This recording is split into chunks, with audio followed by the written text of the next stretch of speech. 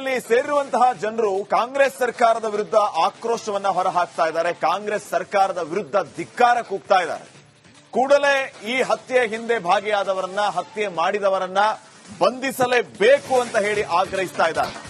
ಬಂಟ್ವಾಳದಲ್ಲಿ ಅಬ್ದುಲ್ ರಹಿಮಾನ್ ಹತ್ಯೆ ಕೇಸ್ನ ವಿಚಾರಕ್ಕೆ ಸಂಬಂಧಪಟ್ಟಂತೆ 15 ಮಂದಿಯ ವಿರುದ್ಧ ಗ್ರಾಮಾಂತರ ಠಾಣೆಯಲ್ಲಿ ಪ್ರಕರಣ ದಾಖಲಾಗಿದೆ. ಗಾಯಾಳು ಕಲಂದರ್ ಶಫಿ ಮಾಹಿತಿಯ ಅನ್ವಯ ದೂರು ದಾಖಲಾಗಿದೆ. ನಿಸಾರ್ ಅನ್ನೋರ ದೂರಿನ ಅಡಿ ಎಫ್ಐಆರ್ ಕೂಡ ದಾಖಲಾಗಿದೆ. ದೀಪಕ್, ಸುಮಿತ್ ಸೇರಿ 15 ಮಂದಿಯ ವಿರುದ್ಧ ಎಫ್ಐಆರ್ ಆಗಿದೆ. ಗ್ರಾಮಾಂತರ ಪೊಲೀಸ್ ಸ್ಟೇಷನ್ ಅಲ್ಲಿ ಪ್ರಕರಣ ದಾಖಲಾಗಿದೆ. ಗಾಯಾಳು ಕಲಂದರ್ ಶಫಿ ಮಾಹಿತಿಯ ಅನ್ವಯ ದೂರು ದಾಖಲಾಗಿ ನಿಸಾರ್ ಅನ್ನೋರ ದೂರಿನ ಅಡಿ ಎಫ್ಐಆರ್ ಕೂಡ ಆಗಿದೆ. ದೀಪಕ್ ಮತ್ತು ಸುಮಿತ್ ಸೇರಿ 15 ಮಂದಿಯ ವಿರುದ್ಧ ಎಫ್ಐಆರ್ ಆಗಿದೆ. ಒಂದ್ ಕಡೆ ಈ ಒಂದು ಪ್ರಕರಣದಲ್ಲಿ ಯಾರೆಲ್ಲ ಭಾಗಿಯಾಗಿದ್ದಾರೆ ಅವರನ್ನು ಅರೆಸ್ಟ್ ಮಾಡಿ ಅಂತ ಹೇಳಿ ಆಗ್ರಹ ಕೇಳಿ ಬರ್ತಾ ಇದೆ. ಮತ್ತೊಂದು ಕಡೆ ಕಾಂಗ್ರೆಸ್ ಸರ್ಕಾರದ ವಿರುದ್ಧ ಧಿಕ್ಕಾರವನ್ನ ಅಲ್ಲಿ ಸೇರಿರುವಂತಹ ಜನ ಕೂಗ್ತಾ ಇದ್ದಾರೆ. ಎಫ್ಐಆರ್ ಆಗಿದೆ. ಬಿಎನ್ಎಸ್ ಸೆಕ್ಷನ್ ನಂಬರ್ 103, 109, 118 ಸಬ್ ಕ್ಲಾಸ್ 1, 118 ಸಬ್ ಕ್ಲಾಸ್ 2, 190, 191 ಸಬ್ ಕ್ಲಾಸ್ 1 ಮತ್ತು 2 ಮತ್ತು 3 ಈ ಸೆಕ್ಷನ್ಗಳ ಅಡಿಯಲ್ಲಿ ಪ್ರಕರಣ ದಾಖಲಾಗಿದೆ. ಅಬ್ದುಲ್ ರಹಿಮಾನ್ ಮತ್ತು ಕಲಂದರ್ ಶಫಿ ಅವರ ಹೇಳಿಕೆ ಇವೆಲ್ಲವನ್ನು ಕೂಡ ಗಮನಿಸಿ ಆಧಾರವಾಗಿ ಇಟ್ಕೊಂಡು ದೀಪಕ್, ಸುಮಿತ್ ಸೇರಿದಂತೆ 15 ಜನರ ವಿರುದ್ಧ ದೂರು ದಾಖಲಾಗಿ ಎಫ್ಐಆರ್ ಕೂಡ ಆಗಿದೆ.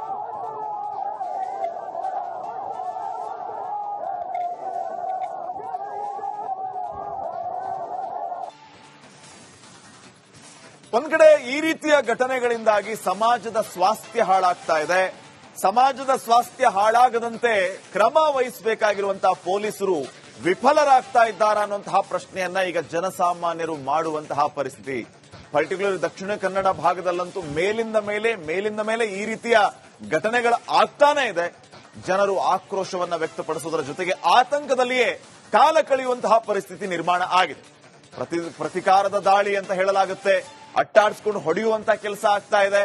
ಈ ರೀತಿಯ ಘಟನೆಗಳಲ್ಲಿ ಈಗಷ್ಟೇ ನಾವು ಹೇಳ್ತಾ ಇದ್ವಿ, ಬಸ್ ಆಪರೇಟ್ ಆಗ್ತಾ ಇದೆ, ಅದಕ್ಕೆ ಸಿಟ್ಟಾಗಿರುವಂತಹ ಸಮುದಾಯದವರು ಆಟೋದಲ್ಲಿ ಅಟ್ಟಿಸ್ಕೊಂಡು ಹೋಗಿ ಕಲ್ಲು ಹೊಡೆಯುವಂತ ಕೆಲಸ ಆಗ್ತಾ ಇದೆ. ಇಂಥ ಕೆಲಸ ಆಗ್ಬಾರ್ದಲ್ವಾ? ಇಂಥ ವಿಚಾರಗಳನ್ನ ನಿಯಂತ್ರಣಕ್ಕೆ ತಗೊಳ್ಳುವಂತಹ ಕೆಲಸ ಪೊಲೀಸರಿಂದ ಆಗ್ಬೇಕು.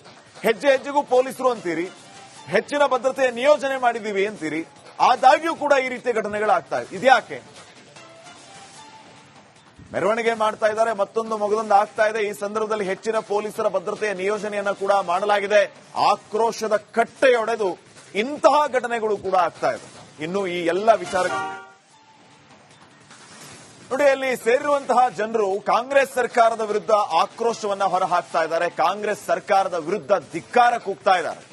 ಕೂಡಲೇ ಈ ಹತ್ಯೆ ಹಿಂದೆ ಭಾಗಿಯಾದವರನ್ನ, ಹತ್ಯೆ ಮಾಡಿದವರನ್ನ ಬಂಧಿಸಲೇಬೇಕು ಅಂತ ಹೇಳಿ ಆಗ್ರಹಿಸ್ತಾ ಇದ್ದಾರೆ. ಬಂಟ್ವಾಳದಲ್ಲಿ ಅಬ್ದುಲ್ ರಹಿಮಾನ್ ಹತ್ಯೆ ಕೇಸ್ನ ವಿಚಾರಕ್ಕೆ ಸಂಬಂಧಪಟ್ಟಂತೆ 15 ಮಂದಿಯ ವಿರುದ್ಧ ಗ್ರಾಮಾಂತರ ಠಾಣೆಯಲ್ಲಿ ಪ್ರಕರಣ ದಾಖಲಾಗಿದೆ. ಗಾಯಾಳು ಕಲಂದರ್ ಶಫಿ ಮಾಹಿತಿಯ ಅನ್ವಯ ದೂರು ದಾಖಲಾಗಿದೆ. ನಿಸಾರ್ ಅನ್ನೋರ ದೂರಿನ ಅಡಿ ಎಫ್ಐಆರ್ ಕೂಡ ದಾಖಲಾಗಿದೆ. ದೀಪಕ್, ಸುಮಿತ್ ಸೇರಿ 15 ಮಂದಿಯ ವಿರುದ್ಧ ಎಫ್ಐಆರ್ ಆಗಿದೆ. ಗ್ರಾಮಾಂತರ ಪೊಲೀಸ್ ಸ್ಟೇಷನ್ ಅಲ್ಲಿ ಪ್ರಕರಣ ದಾಖಲಾಗಿದೆ. ಗಾಯಾಳು ಕಲಂದರ್ ಶಫಿ ಮಾಹಿತಿಯ ಅನ್ವಯ ದೂರು ದಾಖಲಾಗಿ ನಿಸಾರ್ ಅನ್ನೋರ ದೂರಿನ ಅಡಿ ಎಫ್ಐಆರ್ ಕೂಡ ಆಗಿದೆ. ದೀಪಕ್ ಮತ್ತು ಸುಮಿತ್ ಸೇರಿ 15 ಮಂದಿಯ ವಿರುದ್ಧ ಎಫ್ಐಆರ್ ಆಗಿದೆ. ಒಂದ್ ಕಡೆ ಈ ಒಂದು ಪ್ರಕರಣದಲ್ಲಿ ಯಾರೆಲ್ಲ ಭಾಗಿಯಾಗಿದ್ದಾರೆ ಅವರನ್ನು ಅರೆಸ್ಟ್ ಮಾಡಿ ಅಂತ ಹೇಳಿ ಆಗ್ರಹ ಕೇಳಿ ಬರ್ತಾ ಇದೆ. ಮತ್ತೊಂದು ಕಡೆ ಕಾಂಗ್ರೆಸ್ ಸರ್ಕಾರದ ವಿರುದ್ಧ ಧಿಕ್ಕಾರವನ್ನ ಅಲ್ಲಿ ಸೇರಿರುವಂತಹ ಜನ ಕೂಗ್ತಾ ಇದ್ದಾರೆ. ಎಫ್ಐಆರ್ ಆಗಿದೆ. ಬಿಎನ್ಎಸ್ ಸೆಕ್ಷನ್ ನಂಬರ್ 103, 109, 118 ಸಬ್ ಕ್ಲಾಸ್ 1, 118 ಸಬ್ ಕ್ಲಾಸ್ 2, 190, 191 ಸಬ್ ಕ್ಲಾಸ್ 1 ಮತ್ತು 2 ಮತ್ತು 3 ಈ ಸೆಕ್ಷನ್ಗಳ ಅಡಿಯಲ್ಲಿ ಪ್ರಕರಣ ದಾಖಲಾಗಿದೆ.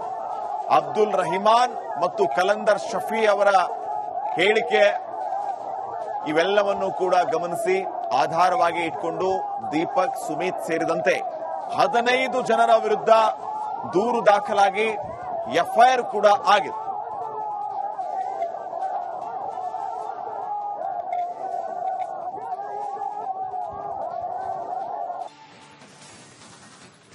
ಒಂದ್ ಕಡೆ ಈ ರೀತಿಯ ಘಟನೆಗಳಿಂದಾಗಿ ಸಮಾಜದ ಸ್ವಾಸ್ಥ್ಯ ಹಾಳಾಗ್ತಾ ಇದೆ.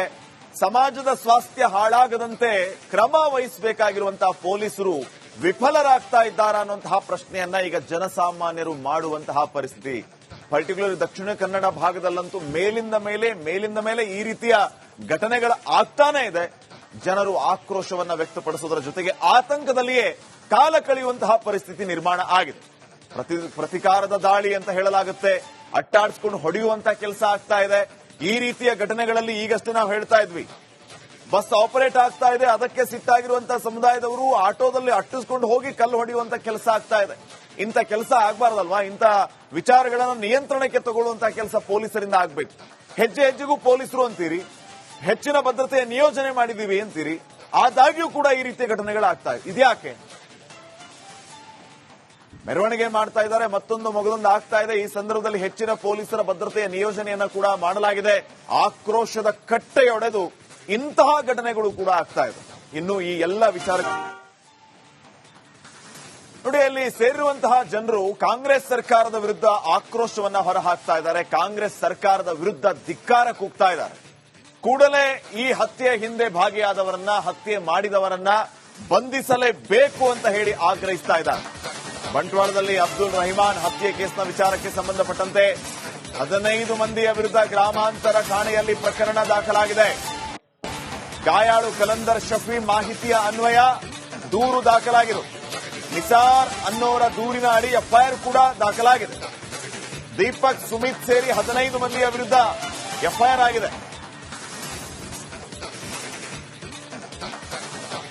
ಗ್ರಾಮಾಂತರ ಪೊಲೀಸ್ ಸ್ಟೇಷನ್ ಅಲ್ಲಿ ಪ್ರಕರಣ ದಾಖಲಾಗಿದೆ. ಗಾಯಾಳು ಕಲಂದರ್ ಶಫಿ ಮಾಹಿತಿಯ ಅನ್ವಯ ದೂರು ದಾಖಲಾಗಿ ನಿಸಾರ್ ಅನ್ನೋರ ದೂರಿನ ಅಡಿ ಎಫ್ಐಆರ್ ಕೂಡ ಆಗಿದೆ.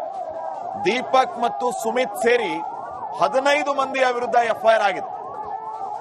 ಒಂದ್ ಕಡೆ ಈ ಒಂದು ಪ್ರಕರಣದಲ್ಲಿ ಯಾರೆಲ್ಲ ಭಾಗಿಯಾಗಿದ್ದಾರೆ ಅವರನ್ನು ಅರೆಸ್ಟ್ ಮಾಡಿ ಅಂತ ಹೇಳಿ ಆಗ್ರಹ ಕೇಳಿ ಬರ್ತಾ ಇದೆ. ಮತ್ತೊಂದು ಕಡೆ ಕಾಂಗ್ರೆಸ್ ಸರ್ಕಾರದ ವಿರುದ್ಧ ಧಿಕ್ಕಾರವನ್ನ ಅಲ್ಲಿ ಸೇರಿರುವಂತಹ ಜನ ಕೂಗ್ತಾ ಇದ್ದಾರೆ. ಎಫ್ಐಆರ್ ಆಗಿದೆ. ಬಿಎನ್ಎಸ್ ಸೆಕ್ಷನ್ ನಂಬರ್ 103, 109, 118 ಸಬ್ ಕ್ಲಾಸ್ 1, 118 ಸಬ್ ಕ್ಲಾಸ್ 2, 190, 191 ಸಬ್ ಕ್ಲಾಸ್ 1 ಮತ್ತು 2 ಮತ್ತು 3 ಈ ಸೆಕ್ಷನ್ಗಳ ಅಡಿಯಲ್ಲಿ ಪ್ರಕರಣ ದಾಖಲಾಗಿದೆ. ಅಬ್ದುಲ್ ರಹಿಮಾನ್ ಮತ್ತು ಕಲಂದರ್ ಶಫಿ ಅವರ ಹೇಳಿಕೆ ಇವೆಲ್ಲವನ್ನು ಕೂಡ ಗಮನಿಸಿ ಆಧಾರವಾಗಿ ಇಟ್ಕೊಂಡು ದೀಪಕ್, ಸುಮಿತ್ ಸೇರಿದಂತೆ 15 ಜನರ ವಿರುದ್ಧ ದೂರು ದಾಖಲಾಗಿ ಎಫ್ಐಆರ್ ಕೂಡ ಆಗಿದೆ.